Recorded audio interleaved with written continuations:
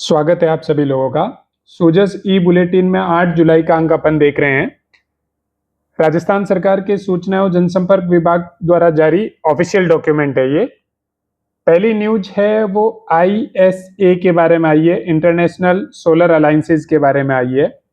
International solar alliance ने राज्य सरकार के साथ फ्रेमवर्क फॉर एक्शन पर हस्ताक्षर किए हैं।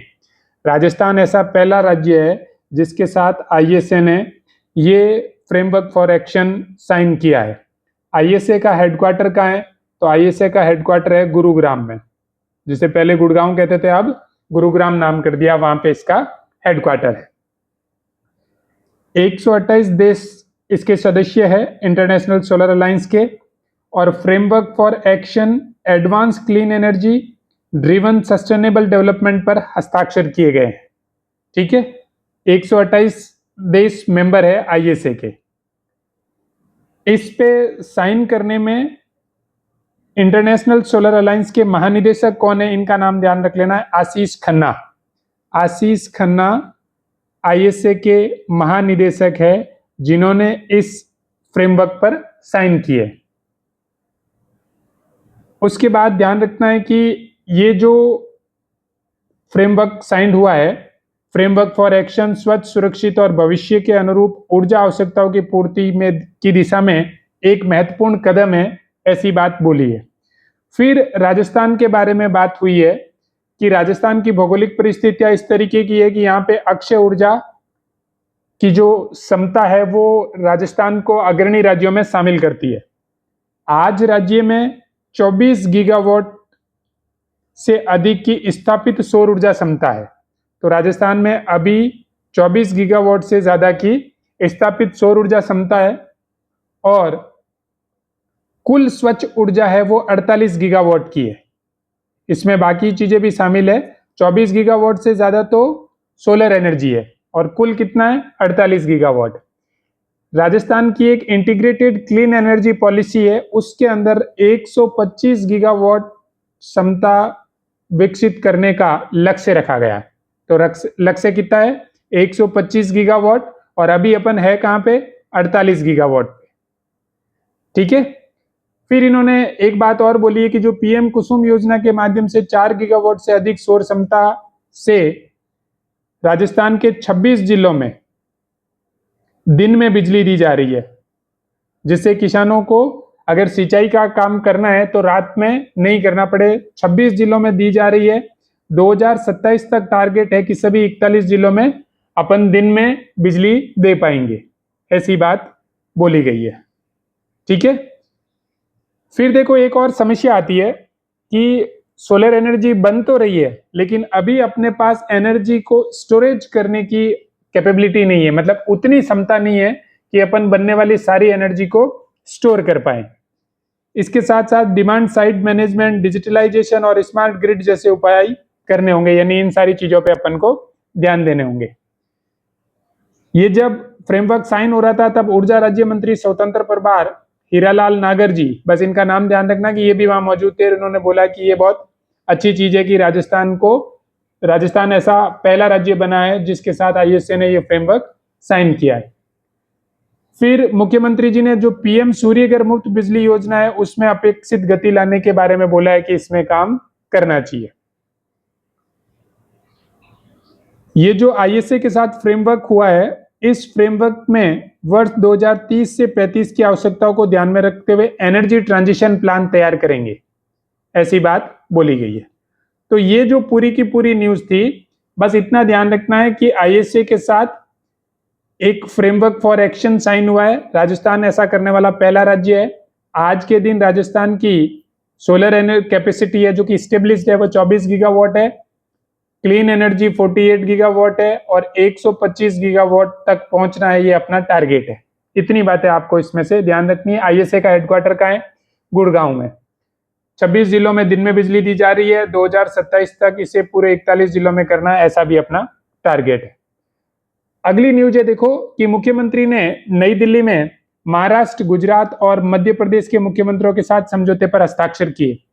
राजस्थान में पिछले कुछ समय से पड़ोसी राज्यों के साथ अच्छे संबंध स्टेब्लिश्ड हो रहे हैं और बहुत ही अच्छे अच्छे समझौते किए जा रहे हैं। एक समझौते के बारे में अपन ने पिछले सुजस में पढ़ा था, यमुना समझौता। किसके साथ? हरियाणा के साथ। क्या है इस समझौते में? तो इस समझौते में शेखावटी क्षेत्र को हथिनी कुंड बैराज से पानी मिलेगा। पानी नहर से नहीं, इस बार पानी मिलेगा पाइपलाइन से, और 296 किलोमीटर की पाइपलाइन बिछाई जाएगी और शेखावटी क्षेत्र को हथिनी कुंड बैराज से पानी मिलेगा। यहां पे पार्वती, कालीसिंध और चंबल नदियों के जल के बेहतर उपयोग के लिए एमपीके से परियोजना तथा हथिनी कुंड बैराज से राजस्थान के शेखावटी अंचल, यानी इन परियोजनाओं के बारे में बात हुई है। लेकिन यहाँ पे जो एमओयू साइन हुआ है वो समझौता केंद्रीय गृह मंत्री एवं सहकारिता मंत्री अमित शाह की उपस्थिति में राजस्थान, महाराष्ट्र, गुजरात और मध्य प्रदेश, इन 4 राज्यों के बीच में नर्मदा अवार्ड के लंबित भुगतान को लेकर निपटारा हुआ है। अब ये नर्मदा अवार्ड क्या है, किस चीज का लंबित भुगतान है, उसके बारे में देखते हैं। तो देखिए, जो सरदार सरोवर परियोजना है उसकी निर्माण लागत में राज्यों को हिस्सेदारी से जुड़ा हुआ मामला है। सरदार सरोवर परियोजना को लाया गया था, उसमें जो लागत आई थी उसकी हिस्सेदारी को लेकर ये एमओयू था। नर्मदा जल विवाद प्राधिकरण के द्वारा वर्ष 1979 में अवार्ड के माध्यम से राजस्थान, मध्य प्रदेश, गुजरात एवं महाराष्ट्र के मध्य एक जल आवंटन किया गया था। ये जल आवंटन कैसे किया गया था? इसके क्लॉज 4/5 के तहत ये बात बोली गई थी कि मानसून के सीजन में जो अधिशेष जल आएगा वो जिस राज्य के पास है वो राज्य उसका इस्तेमाल कर सकता है, और ये जो अधिशेष जल है ये उस राज्य के खाते में नहीं जोड़ा जाएगा कि ये नर्मदा सरदार सरोवर जो परियोजना है उसमें कि आपके खाते का इतना पानी था, वो उसमें काउंट नहीं होगा। कौन सा जल? जो मानसून के समय अधिशेष जल मिलेगा। ठीक है, इसके बारे में 2026-27 के बजट में घोषणा की कि हम डीपीआर तैयार करवाएंगे। इतनी चीजें यहां से आपको ध्यान रखनी। और ये जो सरदार सरोवर से जो पानी मिलेगा वो एक्स्ट्रा पानी से अपन पश्चिमी राजस्थान से जो वंचित क्षेत्र है वहां तक पानी पहुंचा सके। तो कुछ नहीं, बस इतना ध्यान रखना है कि सरदार सरोवर परियोजना के लिए जो उसमें कॉस्ट आई थी उस कॉस्ट के लेके जो सेटलमेंट किया गया है उसमें इन 4 राज्यों के बीच में एक एमओयू साइन हुआ है। बस इतनी चीज आपको ध्यान रखनी है।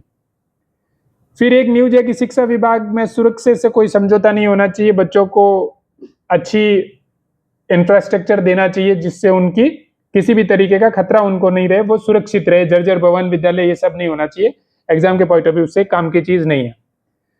फिर देखो, आमजन की समस्याओं का मौके पर ही निस्तारण, यानी सेवा शिविरों के बारे में बात हुई है। 12 जून से 15 जुलाई तक चलेंगे। ग्रामीण सेवा शिविर में 22 विभागों की सेवाएं, शहरी सेवा शिविर में 10 विभागों की सेवाएं। अब बचे हुए सुजस वाले आज के अंक में सब कुछ सेवा शिविरों के बारे में आया है, तो अगेन अपन को ये चीजें ध्यान नहीं रखनी है। बस अगर किसी मिनिस्टर का नाम है तो वो ध्यान रख सकते हो, जैसे जाबर सिंह खर्रा जी नगरीय विकास एवं आवासन मंत्री है। बस इतना ध्यान रख लो। बाकी सारी की सारी जो चीजें हैं वो अपन 15 जुलाई के बाद जो अंक आएगा उसमें आ जाएगी, उसमें देखेंगे। ठीक है, ये भी वही सेवा शिविर की बात है। सेवा शिविर से जो चीजें अपन को ध्यान रखनी थी वो मैंने आपको बता दी। फिर एक और बहुत इंपॉर्टेंट न्यूज है कि राजस्थान में पहली बार विदेश संपर्क स्टेट आउटरीच कॉन्फ्रेंस होगी। विदेश संपर्क स्टेट आउटरीच कॉन्फ्रेंस पहली बार होगी। मुख्य सचिव राजस्थान के कौन है? तो वी श्रीनिवास। विदेश संपर्क स्टेट आउटरीच कॉन्फ्रेंस की तैयारियों को लेकर इन्होंने समीक्षा ली कि किस तरीके से इसकी तैयारियां चल रही है। अच्छा, ये जो विदेश संपर्क आउटरीच कॉन्फ्रेंस है इसमें विदेश मंत्रालय, भारत सरकार एवं राजस्थान सरकार के संयुक्त तत्वाधान से 16 जुलाई को RIC यानी राजस्थान इंटरनेशनल सेंटर जयपुर में विदेश संपर्क स्टेट आउटरीच कॉन्फ्रेंस का आयोजन होगा। इसकी सह अध्यक्षता कौन करेंगे? तो विदेश मंत्रालय के सचिव श्री प्रिया रंगनाथन एवं राजस्थान सरकार के मुख्य सचिव श्री वी श्रीनिवासन इसका सह अध्यक्षता करेंगे। इतनी बात आपको ध्यान रखनी है। फर्जी एजेंटों और अवैध प्रवासन के तरीकों से बचाव पर चर्चा होगी इसके अंदर। 2017 से ये कॉन्फ्रेंस शुरू हुई है। राजस्थान में ये पहली बार हो रही है। राजस्थान से पहले ये तेलंगाना, केरल, महाराष्ट्र, गुजरात, मध्य प्रदेश, कर्नाटका, हरियाणा, पंजाब, त्रिपुरा, बिहार, उत्तराखंड तथा आंध्र प्रदेश राज्य सरकारों के सहयोग से आयोजित किया जा चुका है। ये याद नहीं रखना, बस ये ध्यान रखना कि 2017 से शुरू हुआ है और राजस्थान में ये पहली बार हो रहा है। फिर एक और न्यूज है देखो कि वाणिज्यिक कर विभाग के द्वारा करदाताओं के लिए महत्वपूर्ण पहल। क्या महत्वपूर्ण पहल है कि एक तो फेसलेस और एक रैंडमाइज्ड यानी रैंडम तरीके से स्क्रूटनी की जाएगी, स्क्रूटनी व्यवस्था लागू होगी। फेसलेस एंड रैंडमाइज्ड स्क्रूटनी व्यवस्था ये करने में राजस्थान इसमें अभिनव पहल कर रहा है, जो देश में अपनी तरह की अग्रणी व्यवस्था सबसे पहले ऐसा काम करने जा रहा है।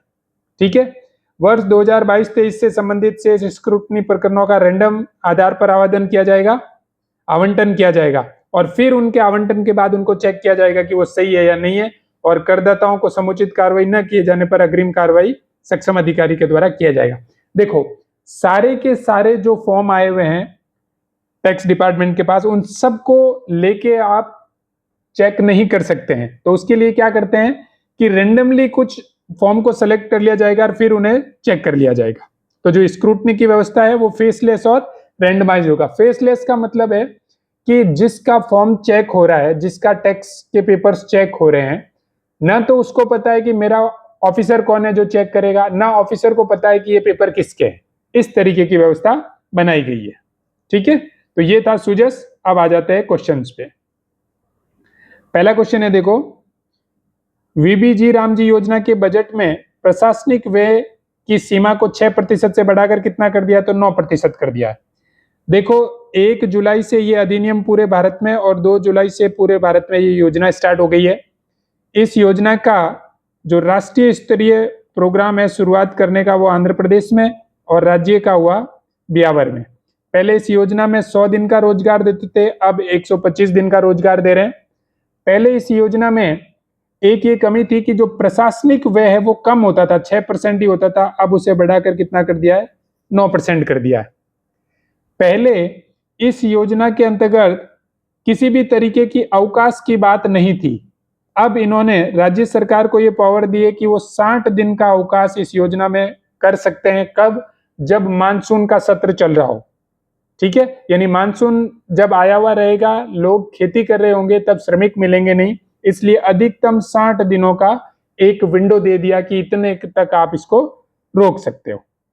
चलिए अगला क्वेश्चन, प्रधानमंत्री नरेंद्र मोदी के द्वारा देश के पहले ग्रीनफील्ड एकीकृत रिफाइनरी से पेट्रोकेमिकल कॉम्प्लेक्स का लोकार्पण कहां किया गया? कहां किया गया था? पचपदरा बालोतरा में एचपीसीएल के साथ राजस्थान सरकार का जॉइंट वेंचर बनाकर रिफाइनरी बनाई गई है। रिफाइनरी क्षमता में भारत चौथे नंबर पर पहुंच गया है, यानी भारत की रैंक रिफाइनरी क्षमता में कौन सी है? चौथी रैंक है। एक चीज ये ध्यान रखनी है, ये क्षमता है टीपीए 9 mm टीपीए। ये रिफाइनरी की क्षमता है annually 9 million metric per annum, ये क्षमता है रिफाइनरी की, तो ये ध्यान रखना 9 है। अगला क्वेश्चन देखो, हाल ही में प्रधानमंत्री के द्वारा उड़े देश का आम नागरिक विजन के तहत किस राष्ट्रीय योजना का संशोधित संस्करण का शुभारंभ किया गया? तो ये थी संशोधित उड़ान योजना। कहां से किया गया? तो ये जोधपुर से किया गया। मोदी जी 4 जुलाई को आए थे, तब जोधपुर एयरपोर्ट का टर्मिनल, उसका भी लोकार्पण किया गया या उसको स्टार्ट किया गया, एक टर्मिनल भवन बना उसका, और ये संशोधित उड़ान योजना स्टार्ट की है। अगला क्वेश्चन है कि पैक्स के कंप्यूटरीकरण अभियान के तहत ई पैक्स के माध्यम से ऑनलाइन लेन देन के मामले में राजस्थान का देश में कौन सा स्थान है? तो राजस्थान का प्रथम स्थान है। 10 करोड़ से ज्यादा लेन देन हुए हैं, उसके साथ राजस्थान की कौन सी रैंक है? फर्स्ट रैंक है। अगला क्वेश्चन है कि पंचगौरव योजना में एक जिला एक उत्पाद के तहत चूरू जिले का उत्पाद क्या है? तो चूरू जिले का जो उत्पाद है वो है लकड़ी के उत्पाद। मैं आपको चूरू जिले की 5 चीजें बता देता हूं। चूरू जिले की उपज है वो है गवार पाठा। चूरू जिले की वानस्पतिक प्रजाति है वो है खेजड़ी। चूरू जिले के उत्पाद लकड़ी के उत्पाद। पर्यटन स्थल है सालासर बालाजी मंदिर, सालासर बालाजी मंदिर, और खेल है एथलेटिक्स। फिर से देखो, उपज गंवारपाटा, वनस्पतिक प्रजाति खेजड़ी, उत्पाद लकड़ी के उत्पाद, पर्यटन स्थल सालासर बालाजी मंदिर और खेल है एथलेटिक्स। चूरू का पर्यटन स्थल सालासर बालाजी है, जबकि दौसा का पर्यटन स्थल मेहंदीपुर बालाजी मंदिर है। ये भी ध्यान रख सकते हो साथ में, मेहंदीपुर बालाजी मंदिर दौसा का है। चलिए मिलते हैं अगले वीडियो में, धन्यवाद।